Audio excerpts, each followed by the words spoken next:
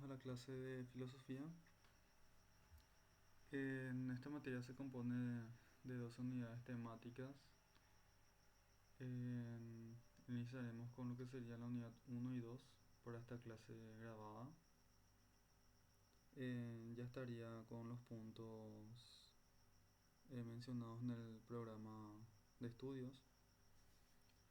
Entonces vamos a tratar que sea lo más conciso, certero y puntual, ¿verdad? Bueno, mostrarles un poquito cómo sería nuestra temática. Tenemos por acá unidades, que serían 12 unidades, y las clases y actividades que vamos a estar teniendo. Prácticamente estas clases serían la parte de desarrollo, y también estaremos subiendo cuestionarios en lo que sería la plataforma. Entonces, les vuelvo a repetir que este video será la primera y la segunda unidad. Entonces la idea sería terminar las clases lo antes posible, las unidades, para poder ir haciendo cuestionarios por unidades, y luego ya lo que sería repaso general y ya globales con exámenes anteriores, ¿verdad? Bueno, vamos a dar ya inicio a la unidad 1, el cual serían los presocráticos como tema, que trata de explicar un poco el caos y el cosmos, ¿verdad? Mencionando, ¿verdad?, de que lo que sería el asombro y la duda fueron los que llevaron al ser humano a filosofar, ¿verdad? Lo que sería la psicogénesis, el preguntarse de dónde vienen las cosas, cómo se crearon, etcétera, ¿verdad? Entonces vamos a dar 4 puntos importantes, como acá podemos observar. El inicio de la filosofía, ¿verdad?, que para nuestro pensamiento occidental tiene como inicio en Grecia, entre los siglos 7 y 6. Siglo 7 sería 600, y siglo 6 sería 500 antes de Cristo. Tenemos aquí como tema fundamental la naturaleza, ¿verdad? ¿Cómo surgió la naturaleza?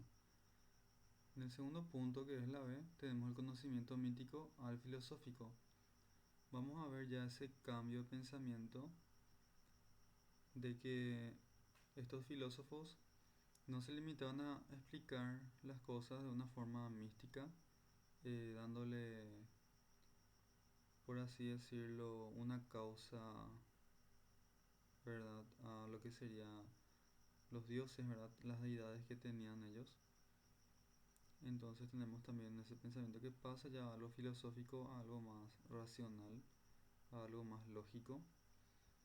Luego el punto 3, ¿verdad?, o acá la letra C, preguntas fundamentales de qué están hechas las cosas, qué son y de dónde provienen.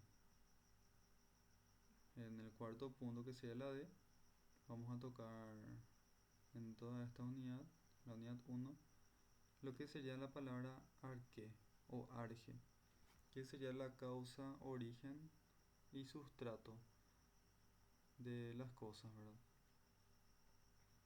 Entonces podemos ir viendo un poquito, ¿verdad?, a grandes rasgos lo que sería la división de la filosofía griega. La filosofía como pensamiento sistemático nace en griega, o sea, en Grecia, ¿verdad? O sea, es griega. Más específicamente en la ciudad jónica de Mileto, que vamos a estar viendo en la primera unidad. Entonces la escuela jónica de Mileto también está compuesta por 3 filósofos de este siglo, o sea, 700, o sea, del año 600, que sería siglo 7. Y podemos dividirla en 4 etapas o periodos de acuerdo a su objeto de estudio y metodología. Entonces vamos a diferenciar un poquito, ¿verdad?, lo que serían las etapas. El periodo cosmológico o presocrático sería el periodo anterior a Sócrates, que sería la unidad 1. Luego tenemos el periodo antropológico, que pertenece al ciclo de los sofistas, o al tiempo de los sofistas, ¿verdad? Y a Sócrates, que sería la unidad 2. En el punto 3, o en el periodo sistemático o maduro del pensamiento griego, ¿verdad? Tenemos la etapa de Platón y Aristóteles. Sería ya la unidad 3.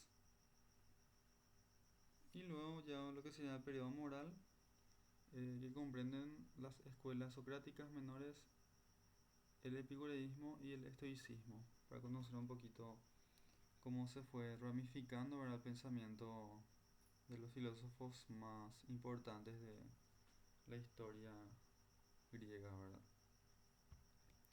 Bien, empezaremos entonces citando a tres filósofos de la escuela jónica de Mileto. Y el primero que estudiaremos sería Tales de Mileto, año 624 a.C. aproximadamente, y la búsqueda del arqué. El arqué era el origen, el principio de todas las cosas, ¿verdad? Entonces, para Tales de Mileto, el arqué es el agua, el elemento agua. ¿Quién fue Tales? Un filósofo matemático y astrónomo griego, considerado el primer filósofo importante, presocrático, porque estaba antes de Sócrates, y el iniciador de la filosofía occidental. Pertenecía a la escuela de Mileto, lo que sería Asia Menor, la primera en buscar explicaciones relacionadas a lo que sería la parte racional sobre el origen del mundo, dejando de lado los mitos y el misticismo, ¿verdad? Vamos a explicar un poquito qué sería la palabra arqué. Es un término griego que significa principio, origen o elemento fundamental. Los primeros filósofos lo buscaron como la sustancia única y permanente de la cual todo proviene y a la cual todo regresa, ¿verdad? Sería como algo cíclico. Entonces vemos aquí el arqué según Tales de Mileto es el agua. Tales propuso que el agua es el arqué, es decir, el principio de todas las cosas. ¿Qué observó Tales de Mileto? Que todos los seres vivos necesitan agua para vivir y el agua puede transformarse en sólidos como el hielo, líquidos y gases como el vapor, y también que la tierra flota sobre el agua según creencias antiguas, ¿verdad? Podemos ver también otro punto, ¿verdad?, que habla sobre Tales de Mileto, que sería la explicación del imán. Como podemos conocer hoy en día, ¿verdad?, el imán o la piedra magnetita, ¿verdad? Eh, Tiene un campo electromagnético que atrae metales, ¿verdad? Entonces Tales dijo, ¿será que tiene vida o alma? ¿Verdad? Podemos ver que Tales observó que el imán o la magnetita, que es una piedra, atraía metales y eso lo llevó a preguntarse si tenía algún tipo de vida o alma. Creía que si una piedra podía mover a otra, debía tener alguna forma de alma o psique. Entonces aquí podemos ver también la aparición de alma con relación a psique, ¿verdad?, a vida, ya que asociaba el movimiento con la vida. Esto es una ciencia moderna, o sea, esto no es una ciencia moderna, sino una forma primaria de explicar fenómenos naturales con base a la observación. O sea, entonces empezaron a observar el comportamiento de lo que serían las piedras, los metales, etcétera. ¿Cuál sería la importancia de Tales de Mileto? Que introduce la idea de buscar causas naturales y racionales, o sea, el pensar, ¿verdad? Algo racional y no sobrenatural, ¿verdad? Saltando ya a esa etapa mística. Aunque su conclusión, que el agua como arque, ¿verdad?, puede parecer ingenua hoy, el método racional y observacional fue revolucionario. Entonces, ese sería el aporte de Tales de Mileto. y tenemos que ponernos en el lugar de él, ¿verdad? Hace 700 años, antes de Cristo otra vez, eh, que prácticamente ya estarán pasando por los 2700 años, ¿verdad? Desde nuestra época. Nuestro segundo filósofo, que sería también parte de la escuela de Mileto, sería Anaximandro, que fue discípulo de Tales de Mileto y también perteneciente a la escuela de Mileto o la escuela jónica. Fue el primer filósofo conocido que escribió un texto en prosa filosófica. Entonces acá vemos que ya sería de los primeros en escribir. Se alejó de la idea de que el arque o arge fuera un elemento físico conocido, como el agua, ¿verdad? Y propuso algo más abstracto. Entonces el arque, según Anaximandro, sería el apeirón. Entonces vamos a ver lo que sería la definición para Anaximandro de qué sería el apeirón. El apeirón significa lo indefinido, lo infinito o lo ilimitado. O sea que no se puede medir y que no tiene una cantidad medible. Prácticamente está en todas partes. Es como el aire que respiramos prácticamente. Entonces podemos ver, ¿verdad?, de que para él era una sustancia eterna, inmortal y sin forma, que está fuera del cielo. O sea, que fuera del mundo visible. Es como sentir el viento. No vemos, pero está ahí, ¿verdad? No es agua, aire ni fuego, sino una especie de materia primordial e indefinida. O sea, está indefinido. No se puede ver, no se puede medir, etcétera, ¿verdad? De la que nacen todos los elementos y cosas. Entonces aquí vemos un filósofo que da una explicación abstracta de la creación de la materia, que viene de algo que no es materia, ¿verdad? Características del apeirón según Anaximandro: eterno e inmortal, nunca nace ni muere, inagotable, genera todas las cosas sin agotarse, contiene y gobierna todo, o sea que da origen al cosmos y lo mantiene en equilibrio. También dice que, no, que es invisible e incorruptible, no se percibe directamente, pero está en todo. Pasamos al siguiente filósofo. Todavía no. Entonces, bueno, vamos a hablar todavía de Anaximandro, el cual menciona también de que hay un movimiento eterno y separación de las cosas.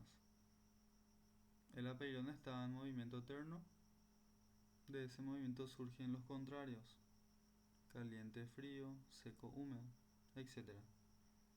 Estas fuerzas se separan del apeirón y forman los elementos, con ellos todas las cosas del mundo. Es una explicación dinámica y evolutiva del universo, no estática. Lo frío y lo caliente, su papel en la transformación o en la formación de los elementos. Anaximandro explica que al separarse surgen dos fuerzas fundamentales: lo caliente, que da lugar al fuego y el aire, y lo frío, que da lugar al agua y a la tierra. Nos cuenta también de que estas interacciones y oposiciones forman el cosmos, el cielo, la tierra y todos los seres vivos. El equilibrio entre estas fuerzas es clave.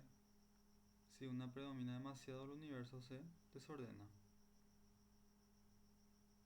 También está un tema importante sobre Anaximandro, que tiene una teoría a la cual llama el fango primitivo y trata de explicar un poco lo que sería el origen del hombre.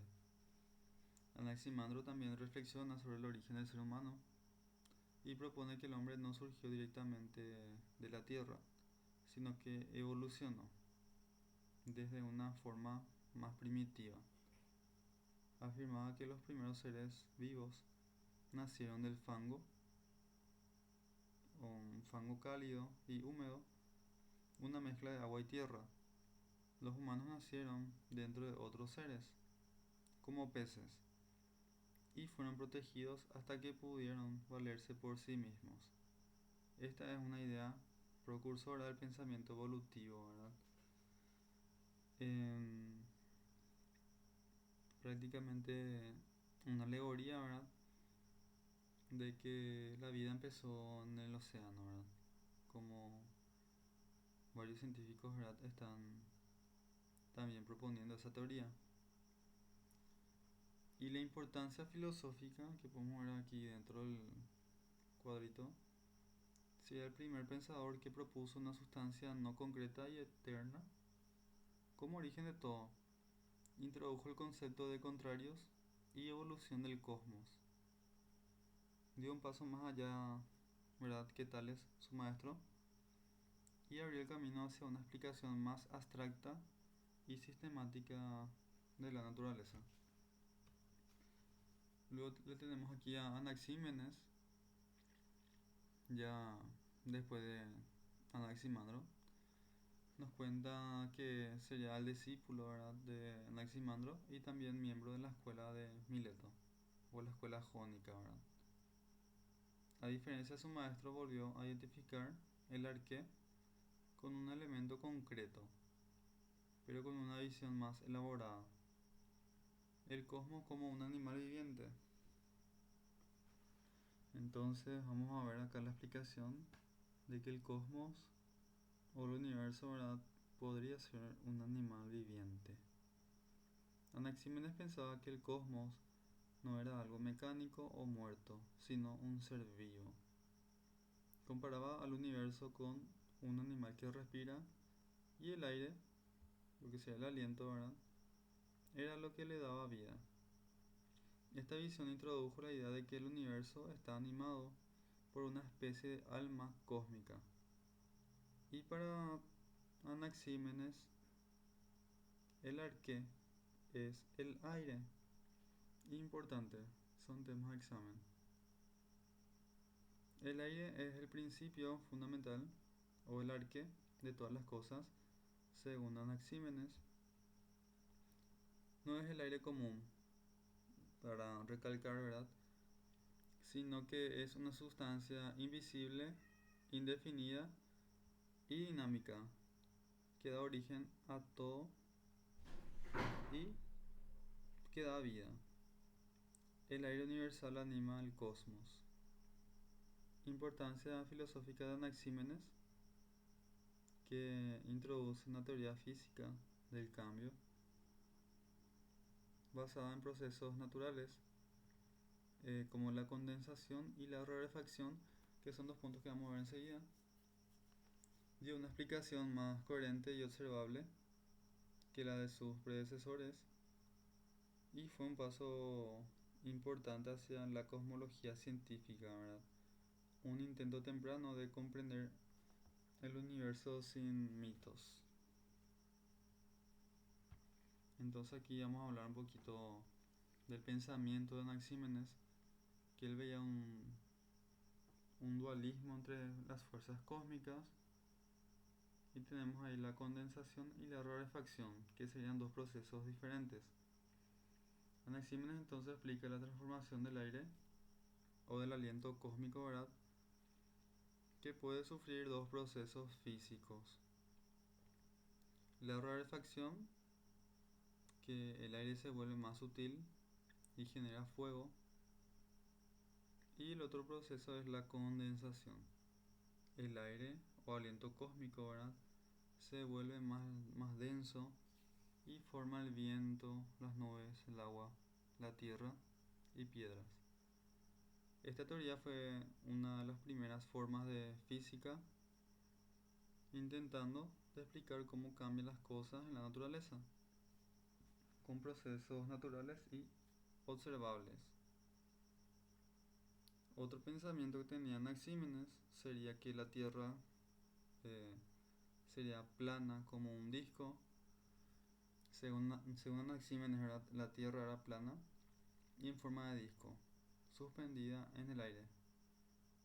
No caía porque estaba sostenida por el aire comprimido que la rodeaba, como una hoja que flota en el viento. También pensaba que los astros se movían como tapas, girando alrededor del disco terrestre.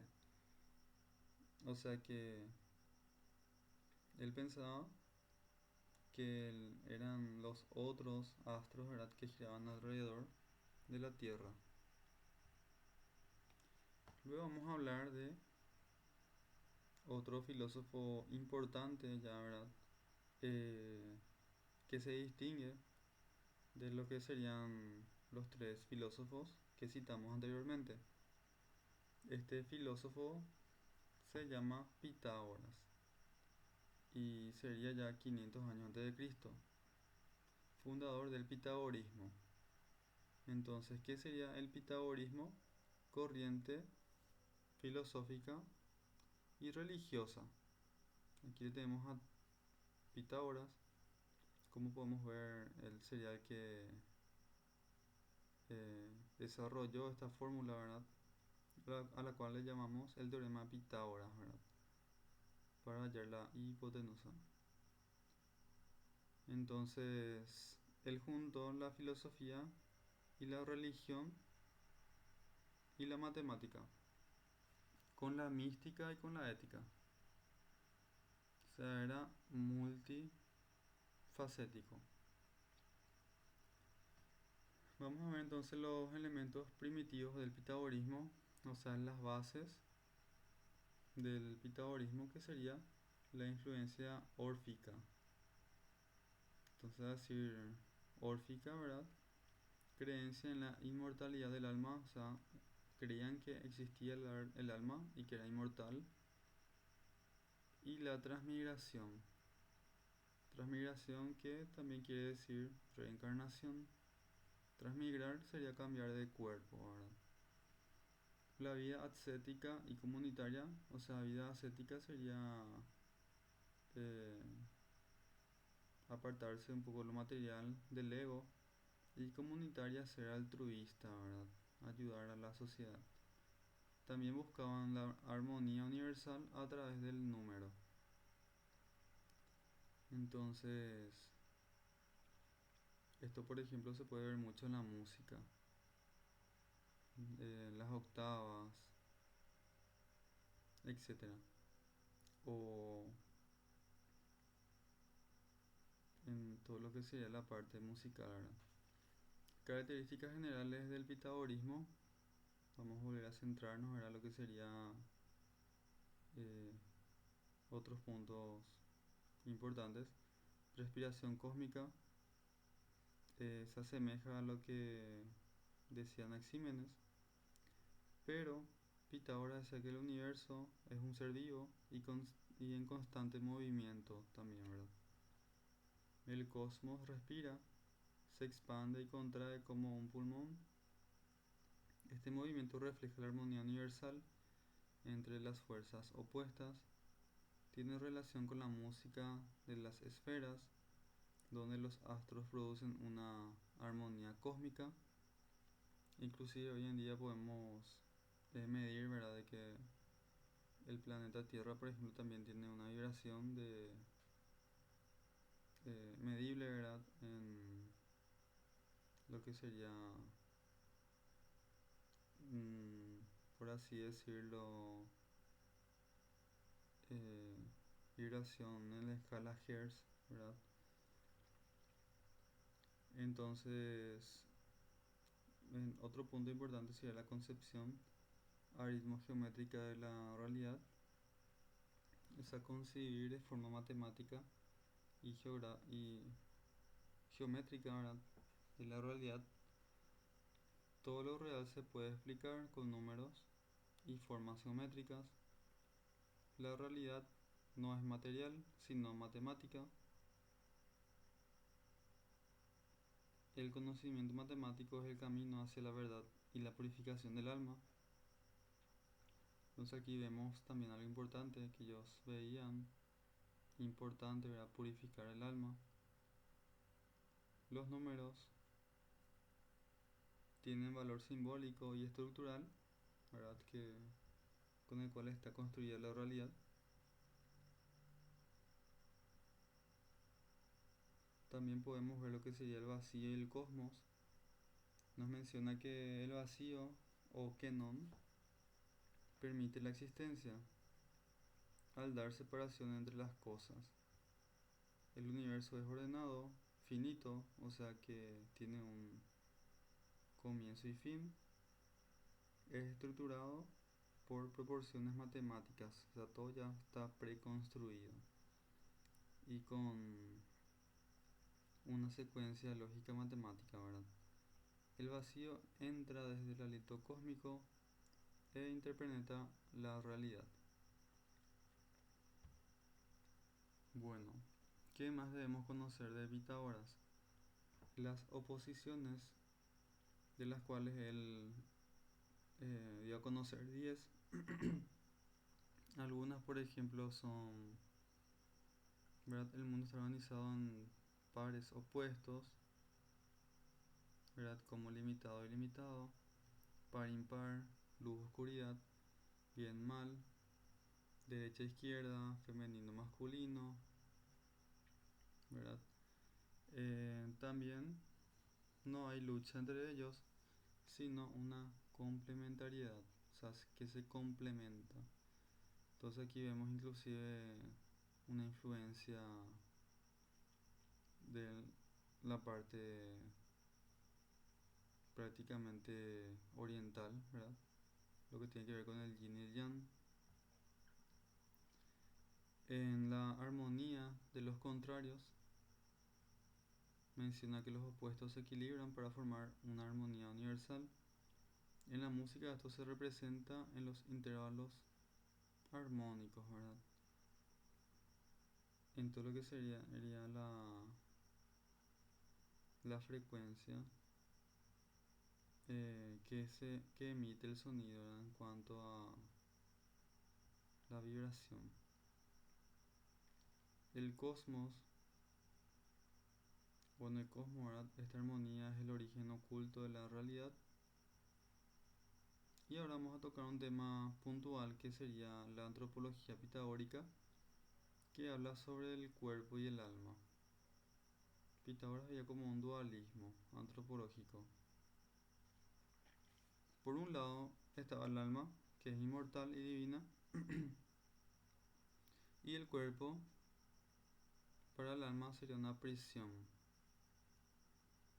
Y la misión del alma es liberarse, pero mediante el conocimiento y la purificación.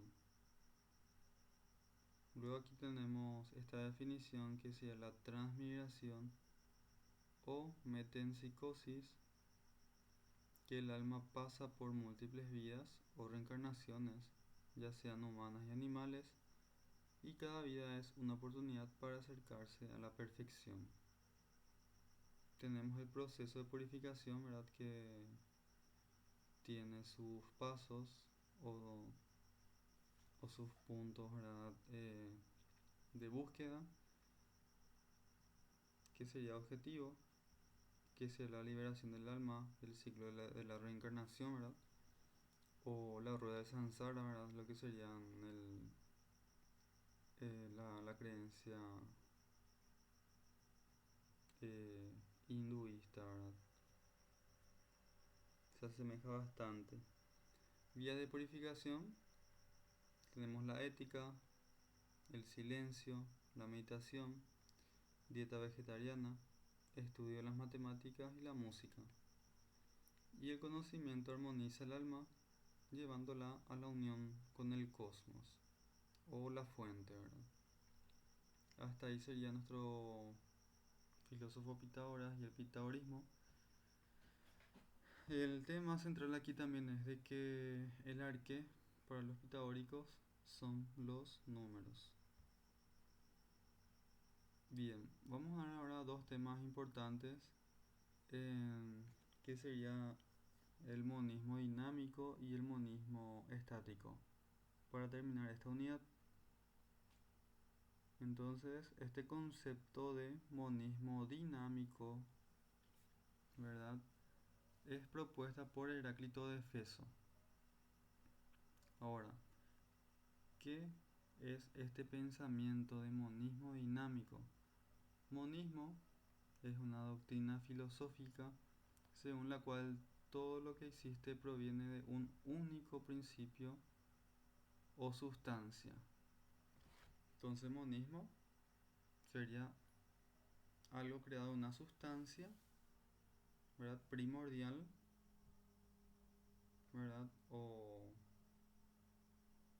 por así decirlo también principio, ¿verdad? Y que es dinámico, a diferencia de otros monismos, ¿verdad? Más estáticos como el de Tales, ¿verdad?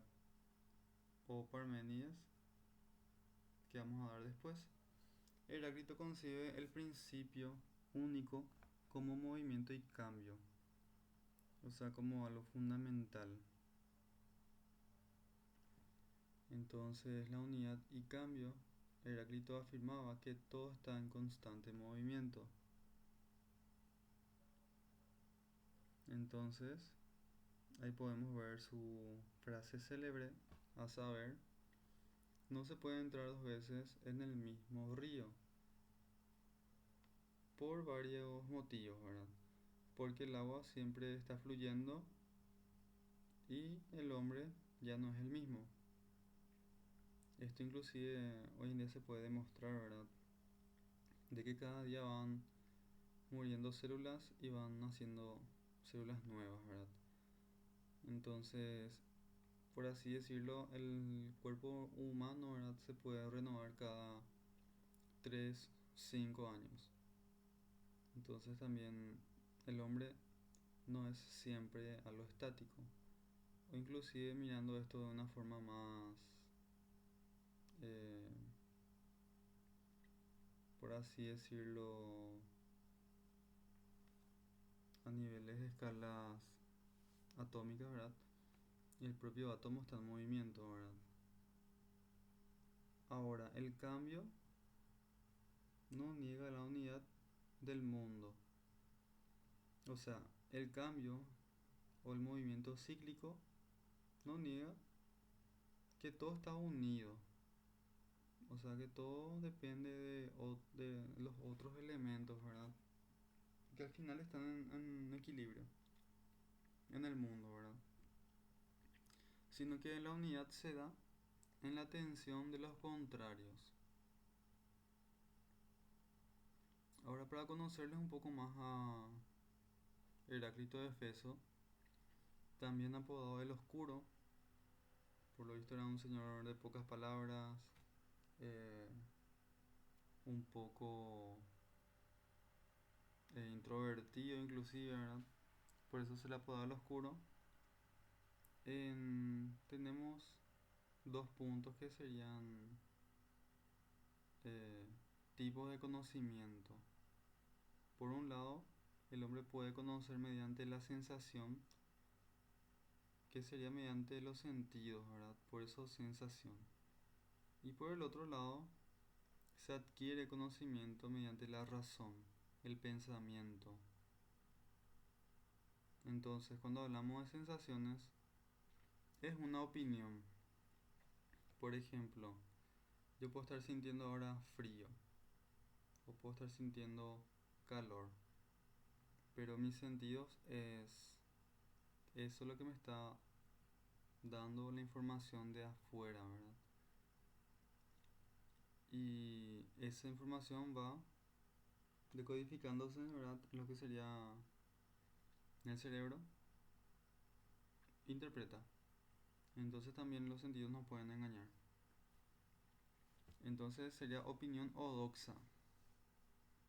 Nos engañan, nos hacen creer que las cosas son estables o permanentes. Entonces podemos ver también el otro tipo de conocimiento que sería razón o logos, que ya sería la verdad o en otras palabras aletheia, ¿verdad? Son todos sinónimos. Solo mediante el pensamiento racional y profundo se accede a la realidad eh, verdadera, que es el cambio constante y el equilibrio entre los opuestos. La ilusión de lo fijo y lo estable. Lo que parece permanente, ya sea una piedra, una montaña, un bosque, es en realidad algo que también cambia, solo que más lentamente. Nuestra percepción es parcial, o sea, no percibimos el 100% de la realidad, o sea, tenemos límites, y de eso era consciente, ¿verdad? Este filósofo Heráclito de Éfeso. Vemos estabilidad donde hay flujo. Entonces, algo importante sobre Heráclito de Éfeso es de que él tiene un arque, el cual es el elemento fuego y también es su símbolo personal. El fuego es el principio o arque para Heráclito, no solo como sustancia física, sino como símbolo del cambio constante. Es activo, transformador, devora y crea al mismo tiempo.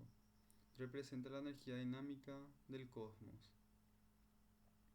Algo muy importante es de que Heráclito de Éfeso propone una teoría de que hay una ley cósmica, algo que dirige y que ordena todo, al cual le llamó Logos. ¿Y qué es el Logos para Heráclito de Éfeso? Una razón o una conciencia universal. El Logos es una ley universal, racional y armónica que rige todo lo que sucede en el universo. Aunque todos participan del Logos, la mayoría no lo comprende. Para Heráclito, el sabio es aquel que vive conforme al Logos o conforme al proceso, ¿verdad? Entendiendo la naturaleza del cambio y aceptando los contrarios como necesarios. La armonía en los opuestos también es un pensamiento de Heráclito, en el cual Heráclito enseña que los contrarios no se anulan, sino que se complementan, o sea que ya están ya dentro de la ecuación y que tienen que ir complementándose, ya sea día, noche, vida, muerte, guerra, paz, salud, enfermedad, etc. Esta unidad de los opuestos es lo que mantiene el mundo funcionando como algo cíclico, como un arco tensado o una lira afinada. Bueno, entonces acá vemos, ¿verdad?, la descripción de lo que sería seguir los procesos cíclicos también de la naturaleza. Es como por ejemplo que se van repitiendo las estaciones del año. Entonces es como que hay ya algo predeterminado, ¿verdad? O una ley cósmica que le llamó logos o razón universal. Pasamos ahora a nuestro último filósofo de la unidad, el cual sería Parménides de Elea. Él propone la teoría del monismo estático. Entonces, monismo estático, que sería el uno eterno e inmóvil. Monismo entonces que hay solamente una sustancia o un artífice, ¿verdad?, del cual surgen todas las cosas, pero que este está inmóvil. Parménides fue un filósofo presocrático perteneciente a la escuela de Elea, sur de Italia. Su obra principal es un poema filosófico titulado Sobre la naturaleza, dividido en dos partes: El camino a la verdad, o aletheia, y el camino a la opinión, doxa. Entonces acá también él, como Heráclito, tiene dos vías de conocimiento, uno que es el de la verdad y el otro de la opinión. Bueno, ¿qué menciona sobre esta obra? En este poema Parménides expone su doctrina sobre el ser. Entonces acá vemos la palabra que introduce Parménides, el ser.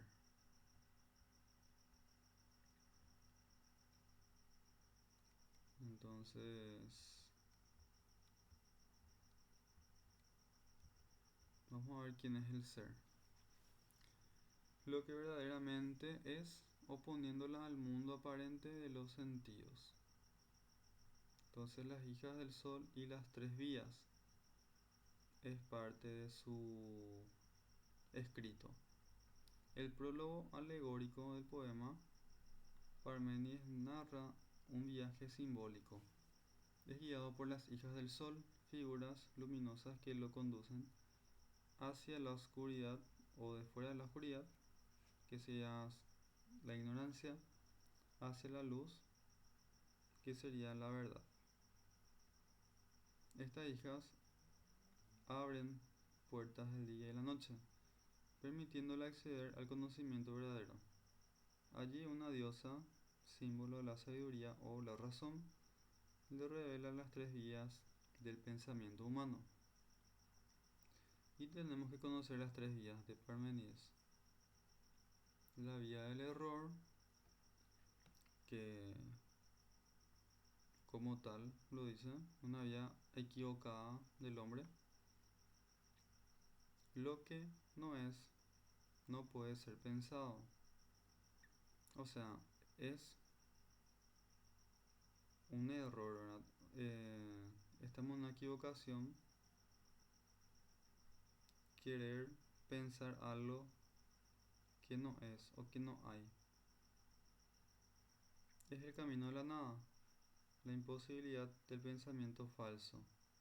Intentar pensar lo que no es lleva a una contradicción.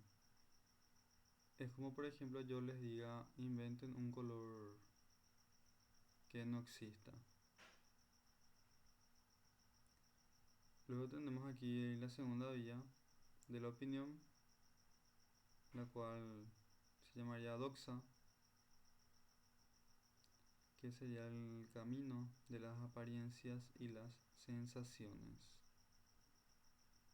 Entonces lo que uno percibe y lo que uno siente. Los mortales confunden el ser y el no ser. Por ejemplo, creen que las cosas nacen y mueren. Entonces el hombre está siempre entre ser y no ser. Entonces nos dice, ¿verdad? Con esta vía de que el hombre cree lo que ve. Por ejemplo, de que un árbol se secó y murió. Pero lo que no ve es de que el ser, que es la esencia de ese árbol, ¿verdad? Solamente se transformó y pasó a ser otra cosa. O nosotros, por ejemplo, también. Entonces confundimos el ser o el existir con qué cosa, con la muerte. Entonces el hombre se limita a nacer o morir. Sin embargo, ¿verdad? No está dentro de su percepción el pensamiento de existir eternamente y de que todo se va transformando. Esta vía pertenece a la percepción sensible que engaña. O sea, vivimos engañados al decir de que luego de morir no existimos. La tercera vía, la verdad, o aletheia, solo la razón puede captar que el ser es y el no ser no es. Entonces aquí nace el racionalismo ontológico, la razón, no los sentidos, es el medio del conocimiento verdadero. Entonces hablando acá de la tercera vía, solo la razón, o sea, puede captar que el ser es, o sea, nuestra sustancia es, ¿verdad? O sea, nuestra sustancia existe y el no ser, que sea el vacío, está por otro lado. Entonces hay diferencia de eso y que ahí nace el racionalismo o el pensamiento ontológico, ¿verdad? Del ser. El ser sería la sustancia primordial del cual todos estamos hechos.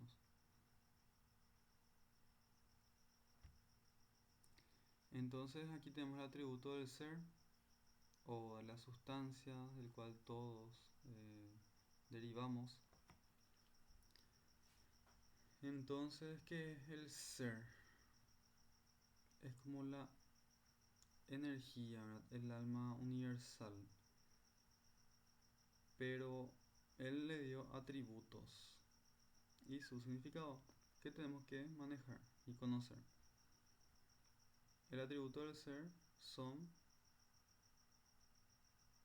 6 y vemos que sería un atributo es que el ser es único, no hay más que un ser, no puede haber muchos seres, pues implicaría el no ser entre ellos.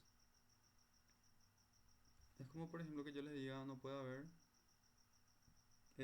más de un Dios. Entonces, tipo, este es el pensamiento. Porque si hay varios dioses, ¿quién sería el dios de los dioses? ¿Verdad? Entonces, tiene que haber solamente un ser o una sustancia primordial o una fuente del cual derivan todas las cosas. Tiene que ser eterno, no tiene principio ni fin. Si hubiera comenzado, habría venido del no ser, o sea, de la nada. Entonces eso es imposible que algo venga de la nada. Ya tuvo que haber sido algo eterno siempre. Inmutable sería el siguiente atributo. Inmutable quiere decir que no cambia, porque si cambia, ¿verdad? Va a pasar de un ser a no ser. Entonces si hay cambio ya va a dejar de ser. Luego tenemos otro atributo que es inmóvil. No se mueve, porque moverse implicaría dejar un lugar, ¿verdad? Vacío. Y entonces ahí llega a ser no ser. Entonces vemos aquí de que el atributo del ser es inmóvil, o sea que está en todas partes. O sea, comparte, por así decirlo, todo. Luego vemos que es pleno y continuo, sin vacío ni divisiones internas, y que es perfecto, nada le falta, es completo en sí mismo. ¿Cuál sería la consecuencia filosófica del pensamiento de Parménides? Parménides opone lo que sería la razón versus los sentidos. Los sentidos muestran cambio, multiplicidad y movimiento, pero la razón demuestra que eso es imposible. Por tanto, el mundo sensible, el que percibimos, no es verdadero. Esa es la conclusión de Parménides. El mundo sensible, el que percibimos, no es verdadero, sino una mera apariencia. Entonces, lo verdadero llegaría a ser el nivel puro del ser. Entonces, tenemos aquí también a un discípulo suyo de Parménides que se llama Zenón de Elea, el cual propone paradojas del movimiento para fundamentar la creencia de su maestro. Zenón fue discípulo de Parménides. Para defender el pensamiento de su maestro, formuló paradojas que buscan o que buscaban demostrar por contradicción que el movimiento y la multiplicidad son imposibles. Veamos dos de las más famosas. En el primer punto tenemos Aquiles y la tortuga, en el cual el más veloz corre tras una tortuga más lenta que tiene ventaja inicial. Zenón razona así: cuando Aquiles llega al punto donde estaba la tortuga, ésta ya ha avanzado un poco más. Luego, cuando ya llega, ¿verdad? A ese nuevo punto la tortuga ha avanzado otro poco y así infinitamente. ¿Cuál es la conclusión? Aquiles nunca alcanza la tortuga porque debe recorrer infinitos puntos. Entonces, ¿cómo se explica esto? De que cuando la tortuga da el paso se forma una pequeña distancia. Luego esa distancia se puede acortar a la mitad. Luego esa mitad se puede acortar más a la mitad. Esa mitad otra vez a la mitad. Y esa mitad a la mitad. Y esa otra vez a la mitad. O sea que racionalmente vos podés estar dividiendo una distancia en infinitas veces y nunca vas a poder dividir todo. Por ende, cada punto que sería esa distancia que crea el movimiento serían como pequeñas escenas. Pequeñas escenas de un libro. O sea, cada escena está en forma estática y la unión de todas las escenas crean el movimiento. Es como cuando dibujamos algo en un libro con hojas, vamos dibujando una silueta en varias poses y cuando le pasamos el dedo, ¿verdad? Con el dedo vemos de que se va moviendo la figura. O sea, la figura nunca se movió, pero nuestro sentido, ¿verdad? Hace que ese proceso, ¿verdad? Hace ver de que la figura se mueva. Entonces, estos puntos serían como cada página de ese cuaderno en el que dibujamos. Entonces, tenemos que ahí el significado filosófico, que el movimiento implica dividirle el espacio. Es lo que acabamos de hacer. Se puede dividir un espacio infinitas veces, pero no vamos a poder demostrar así el movimiento, porque en cada punto, ¿verdad? La persona va a estar en un lugar X en cierta pose, ¿verdad? Y el tiempo, ¿verdad? Que se puede dividir también en infinitas partes, lo que es lógicamente imposible. Por tanto, el movimiento es una ilusión. Entonces acá sería esta la explicación. Es una ilusión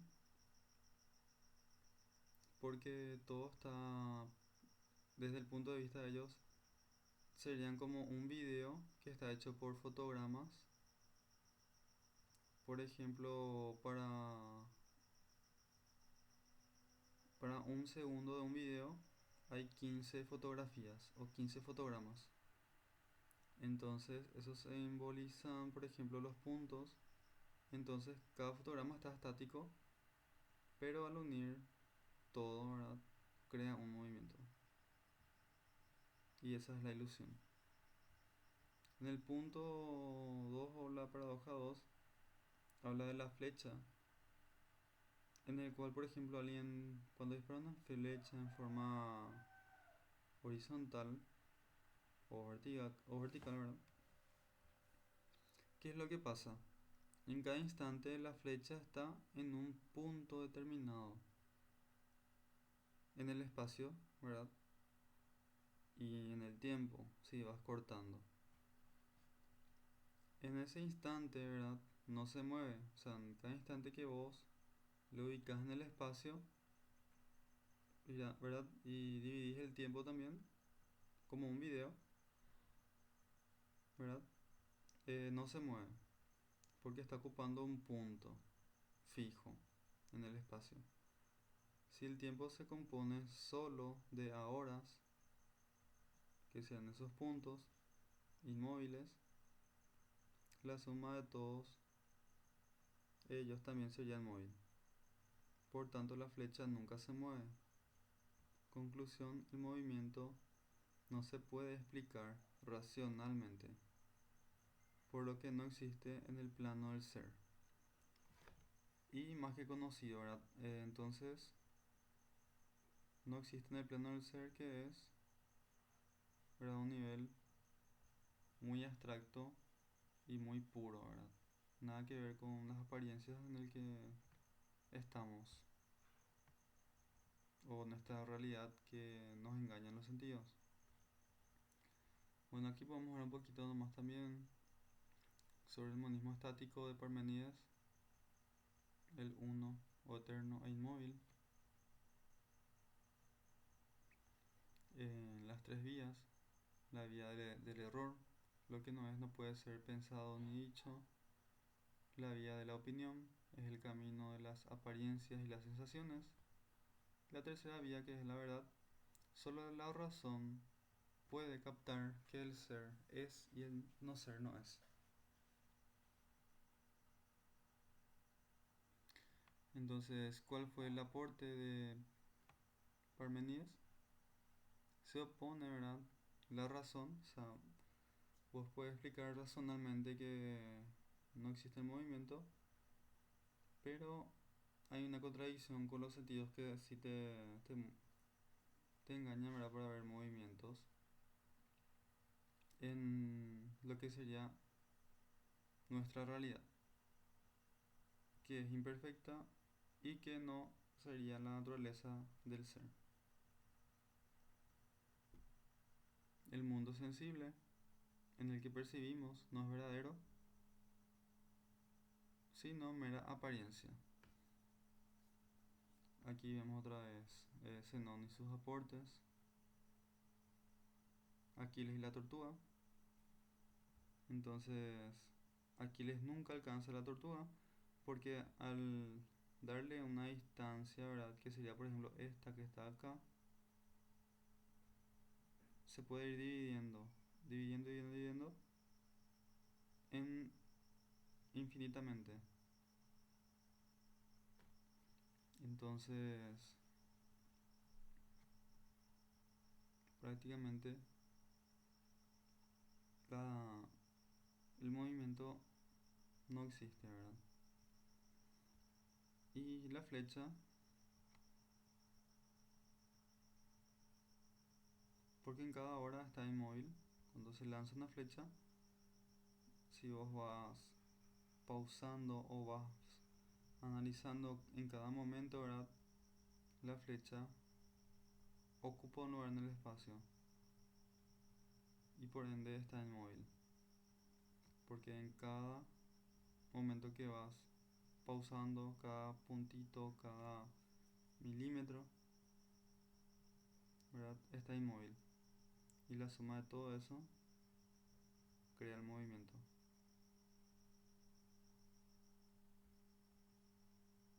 Entonces hasta ahí sería la unidad 1 y nos vemos luego para la unidad 2.